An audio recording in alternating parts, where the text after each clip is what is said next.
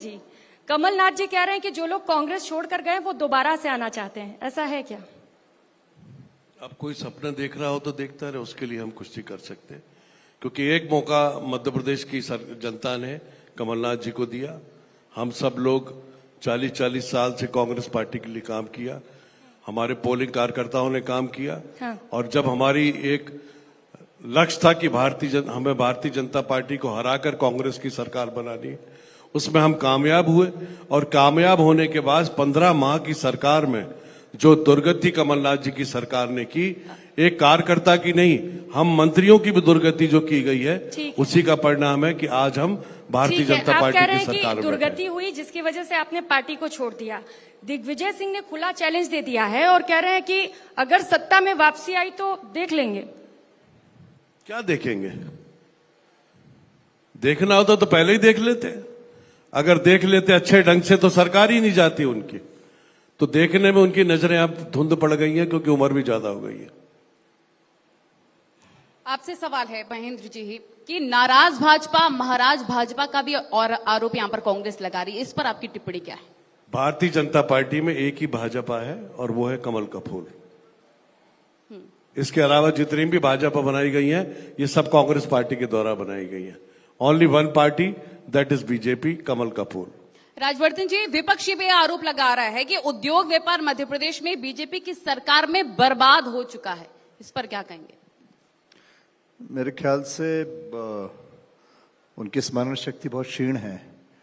जब 2003 में भारतीय जनता पार्टी की सरकार बनी थी, तो मैं उनकी याददाश्त तरोताजा करना चाहूंगा कि औद्योगिक विकास दर नकारात्मक थी, negative growth rate. Today we are progressing, हम आज प्रगति कर रहे हैं 24% इंडस्ट्रियल ग्रोथ रेट पर, और विकास दर जो मध्य प्रदेश की है आज 16% से ऊपर है।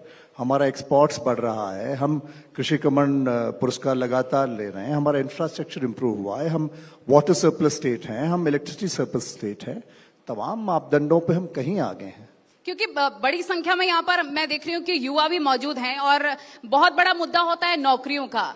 तो ये बताइए कि उद्योग में कितनी नौकरियां दे पाए हैं अब तक आप युवाओं को?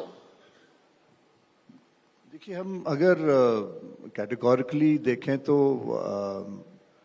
कंपेयर टू उस वक्त से अभी बहुत बड़ा अंतर आया है।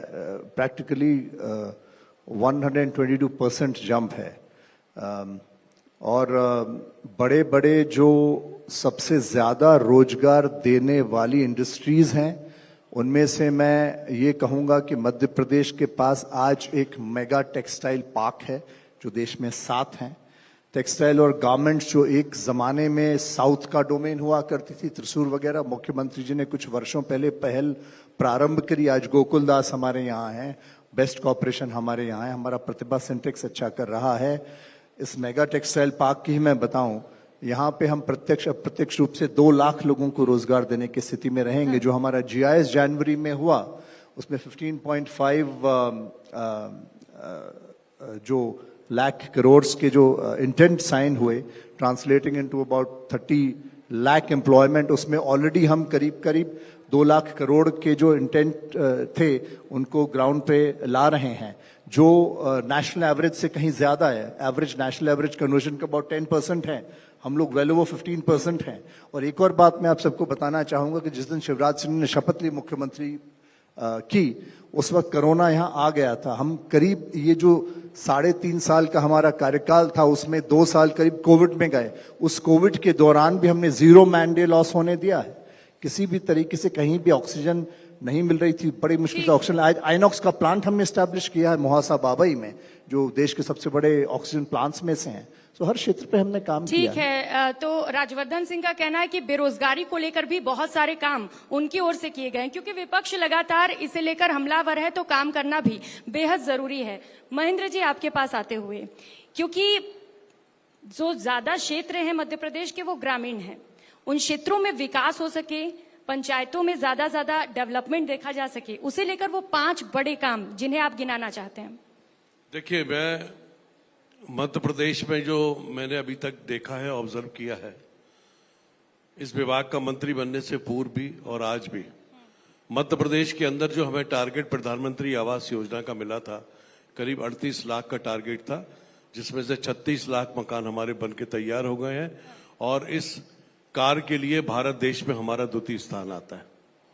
मनरेगा का क्षेत्र में अगर हम देखें तो आज चाहे अमृत सरब तालाब हो, चाहे हमारी मनरेगा के तहत जितने भी चेक डैम्स हो, वाटरशेड, एसबीएम के तहत कार्य हो, ये सारे काम जो है हमारे ग्रामीण क्षेत्रों में चल रहे हैं। और सबसे बड़ी चीज मैं कहूंगा आज ग्रामीण परिवेश में कि जिस गांव की जनता ने कभी कल्पना नहीं की थी कि उनके घर में टॉन्ट